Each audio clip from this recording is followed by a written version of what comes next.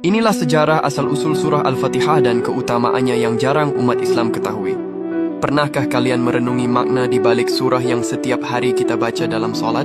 Surah Al-Fatihah bukan hanya sekadar bacaan wajib.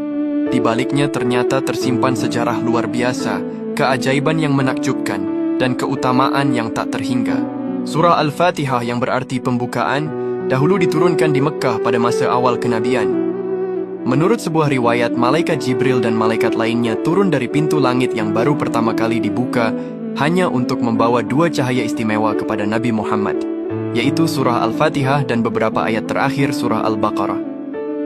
Saking agungnya surah ini, diriwayatkan bahwa iblis sampai menangis ketakutan saat Al-Fatihah diturunkan karena keberkahannya yang luar biasa. Surah Al-Fatihah dikenal juga sebagai ruqyah atau penawar segala penyakit. Dahulu ada kisah seorang sahabat yang berhasil menyembuhkan kepala suku yang sakit hanya dengan membacakan surah Al-Fatihah. Hal ini tentu menjadi bukti keajaibannya. Rasulullah pun membenarkan keampuhan surah Al-Fatihah ini sebagai obat dengan izin Allah. Surah Al-Fatihah adalah ringkasan dari seluruh isi Al-Quran dan kitab-kitab suci sebelumnya. Semua ajaran mulai dari tauhid hingga petunjuk kehidupan terkandung dalam 7 ayatnya. Di dalam solat, setiap kali kita membaca Al-Fatihah, kita sebenarnya sedang berdialog langsung dengan Allah. Di setiap ayat yang kita ucapkan, Allah memberikan respons yang menunjukkan betapa dekatnya hubungan antara hamba dan Sang Pencipta. Surah Al-Fatihah adalah doa yang sempurna.